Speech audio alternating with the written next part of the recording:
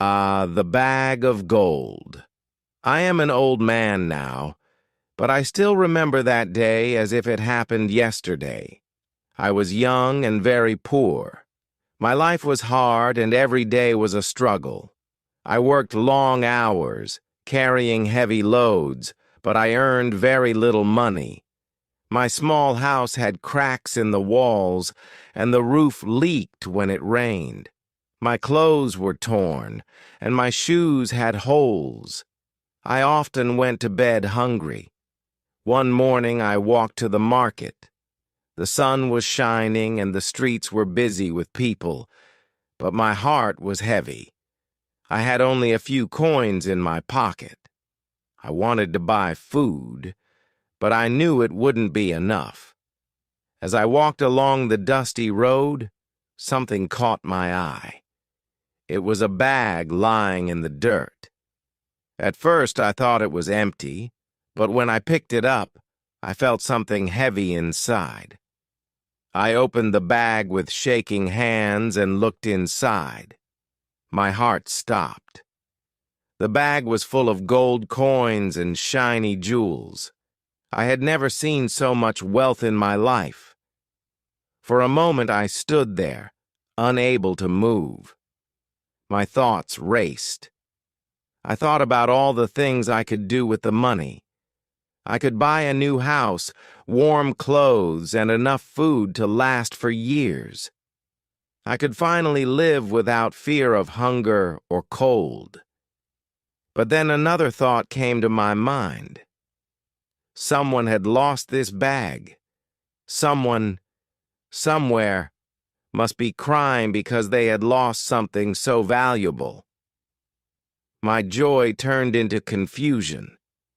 My hands felt heavy as I held the bag. I walked home slowly, holding the bag close to me. My small, broken house came into view. I sat down at the wooden table, placed the bag in front of me, and stared at it.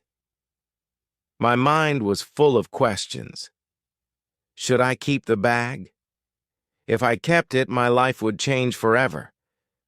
But if I kept it, would I ever feel happy knowing it wasn't mine? That night, I couldn't sleep. I lay in bed staring at the ceiling with the bag next to me. I thought about my life, my struggles, and my dreams. But I also thought about the owner of the bag. Who were they? Were they rich or poor? Did they have a family depending on them? The more I thought, the more my heart ached. I wanted to do the right thing, but I didn't know if I had the strength to let go of the bag. It felt like the hardest decision of my life. The next morning, I woke up early. The bag of gold was still on the table. I stared at it for a long time. My heart was heavy, and my mind was full of questions. I thought about all the things I could do with the money. I could buy a warm coat for the winter. I could fix my broken house. I could finally live a better life. But then, I thought about the person who had lost it. Maybe it was a father who needed the money to feed his children. Maybe it was a poor woman saving for her family. I felt torn between my own needs and doing the right thing. I decided to take a walk to clear my mind. The streets were busy with people. I looked at their faces, wondering if any of them had lost the bag. I wanted to ask, but I didn't know how. What if someone lied and pretended it was theirs? As I walked, I passed by a large house. It belonged to a rich merchant in the village. The house was big and beautiful, with tall gates and clean windows. For a moment I thought, this man doesn't need more money. Maybe the bag belongs to him, but would he even care if he lost it? I continued walking and saw a poor woman sitting on the side of the road.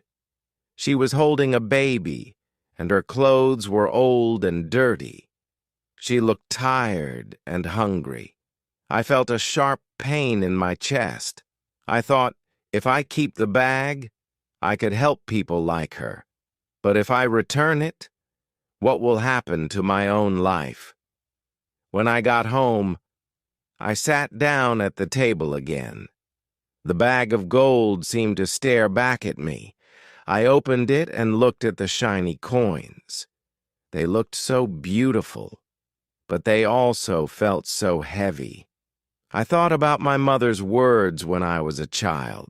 She always told me, honesty is the most important thing. Without it, we lose who we are. Her words echoed in my mind.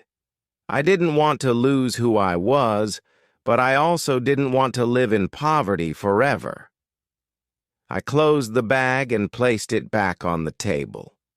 I still didn't know what to do. That night I barely slept. My dreams were full of questions. I saw the faces of my family, my neighbors, and strangers. Some were happy and some were sad. When I woke up, I knew I had to make a decision. But what would it be? The next morning I decided to take action. I couldn't sit and wait anymore. I needed to find the owner of the bag. I picked it up and held it close to my chest. It felt heavy, not just because of the gold, but because of the weight of my decision.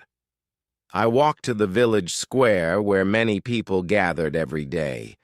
There were merchants selling fruits, bread, and clothes. Children were running and laughing, and old men sat on benches talking. I stood in the middle of the square and took a deep breath. "Did anyone lose a bag of gold?" I asked loudly. My voice trembled, but I tried to stay strong. People stopped and looked at me. Some seemed surprised and others looked confused. One man came forward. He was tall and wore fine clothes. He looked at the bag and said, "That must be mine. I lost some money yesterday." But something about his eyes didn't seem right.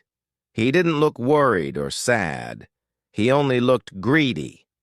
I shook my head and said, "Can you describe what was inside the bag?" The man hesitated. He couldn't answer. "Maybe it's not mine," he muttered, and walked away.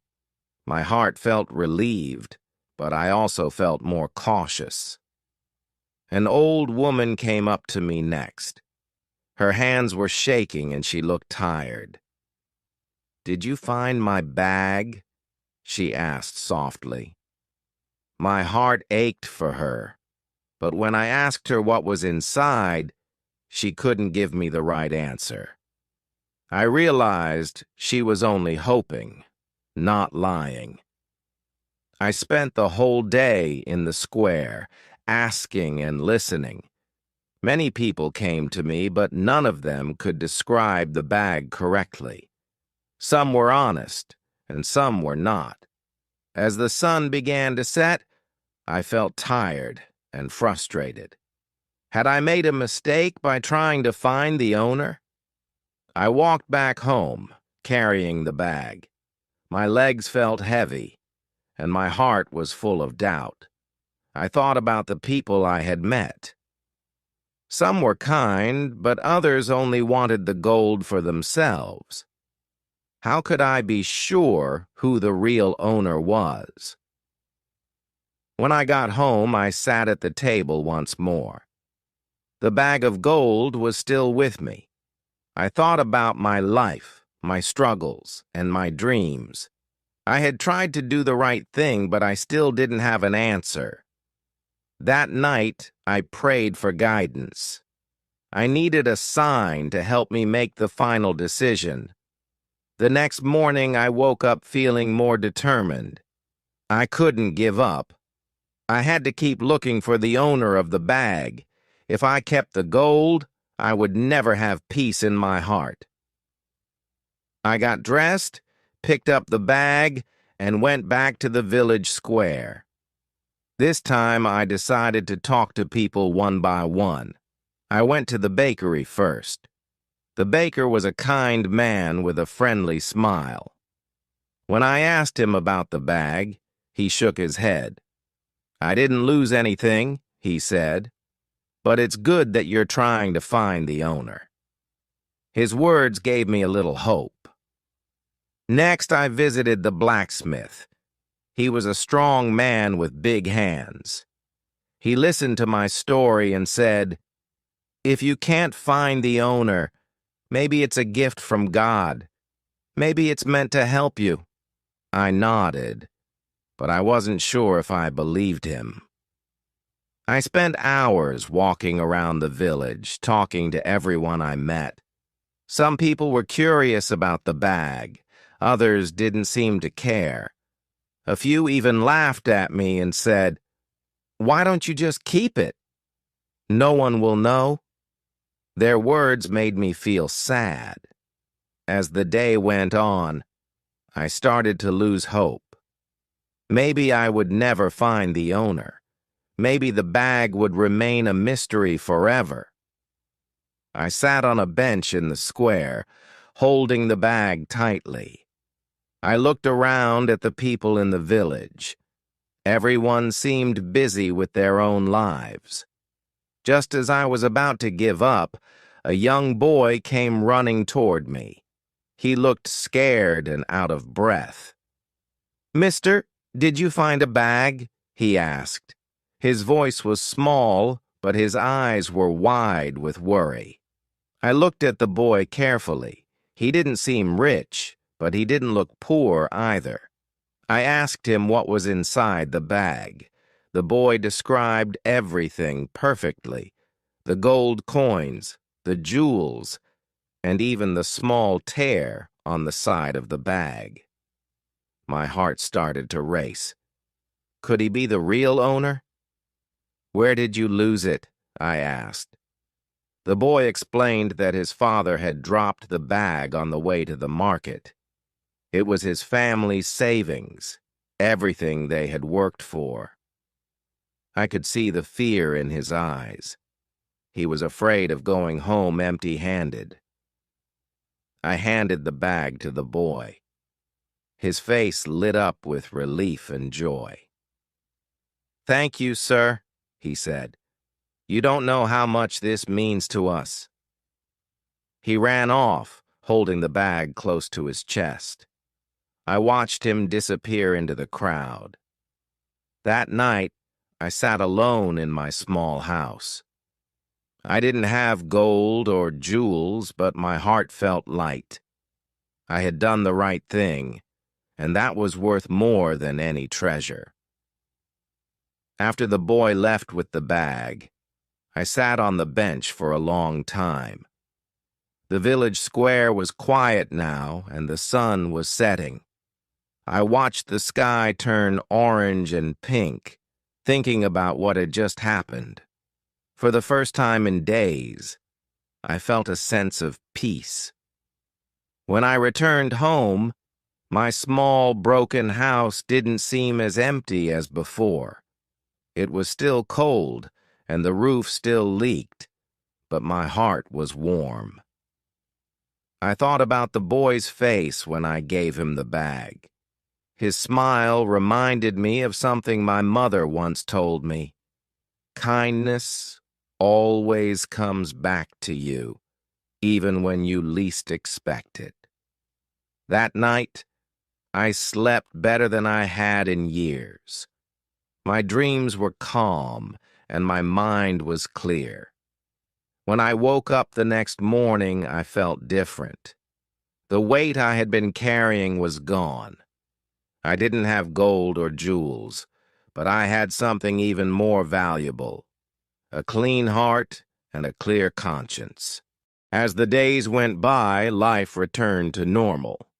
I went back to working small jobs in the village, earning just enough to survive. People in the village started to hear about what I had done. Some praised me, saying I was an honest man. Others said I was foolish for giving up such a fortune. One afternoon, the baker came to me with a loaf of bread. "This is for you," he said. You did something most people wouldn't do. You should be proud of yourself." I thanked him and felt my eyes fill with tears. The bread was simple, but it meant so much to me. Another day, the blacksmith offered to fix the roof of my house. "You're a good man," he said. "Good things will come your way." I accepted his help, and for the first time in years, my house felt warm and safe. The kindness of the villagers surprised me. I didn't return the bag to gain anything, but their small acts of generosity made my life a little easier. I realized that honesty and kindness had a way of spreading, like ripples in a pond. One evening, as I walked home, I saw the boy again. He was standing with his father near the market. When he saw me, he ran over and said, "Sir, my father wants to thank you." The man came forward, holding a small box. "We don't have much," he said, "but we want you to have this." I opened the box and found a beautiful handmade scarf inside. It was simple, but warm, and I knew it had taken time and effort to make. I held it close and said, "Thank you. This means more to me than you know." As I walked home with the scarf, I felt something I hadn't felt in a long time: hope. Life was still hard, but I knew I wasn't alone. The love and kindness of others reminded me that even in difficult times, there is always something to be thankful for. Years have passed since that day, but I still think about it often. I remember the weight of the bag in my hands and the difficult decision I had to make. Looking back, I realized that giving the bag back was one of the most important moments of my life. Life didn't suddenly become easy after that. I still worked long hours, and there were days when I felt tired and hungry, but something had changed inside me. I carried a sense of pride and peace that no amount of gold could ever buy. The villagers continued to show me kindness. The blacksmith repaired my roof, the baker gave me bread when I needed it, and the teacher offered me books to read. Their small acts of generosity made my life brighter, and I learned that good deeds truly come back to you. One day, many years later, I saw the boy again. He was no longer a child, but a grown man. He stood tall and confident, and he wore a bright smile on his face. When he saw me, he ran over and said, "Sir, I've been looking for you." He told me that his family had used the gold to rebuild their lives. They had opened a small shop and worked hard to create a better future. "We would have lost everything if you hadn't returned the bag," he said. "You've saved us." Tears filled my eyes as he spoke. I hadn't realized just how much my decision had meant to them. It wasn't easy to give it back, I admitted, but it was the right thing to do. The man smiled and said, "You taught me something I will never forget. Kindness and honesty are worth more than gold." He handed me a small package and said, "This is for you." I opened the package and found a beautifully carved wooden box inside. It was simple yet elegant, and inside was a note. The note read, "Thank you for your kindness. Your actions changed our lives." That evening I sat by the fire in my small house holding the box. I thought about my life, my struggles, and the choices I had made. I may not have been rich in money, but I was rich in something far more important: love, honesty, and the connections I had with others. Now, as an old man, I often tell this story to my grandchildren. I want them to know that life is not about how much money you have. It's about the choices you make, the kindness you show, and the honesty you carry in your heart. The bag of gold could have changed my life, but returning it gave me something much greater, peace of mind and a legacy of doing what is right.